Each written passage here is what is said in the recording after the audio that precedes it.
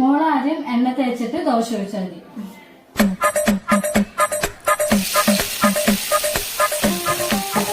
അത് തലയിലല്ല, ചട്ടിയില്. ഇപ്പോഴല്ല, ചട്ടി ചൂടായിട്ട് വേണം എണ്ണ ഒഴിക്കാൻ. ചട്ടി ചൂടായെന്ന് എങ്ങനെ അറിയാമ്മ? തൊട്ട് വയ്ക്കാൻ മതി.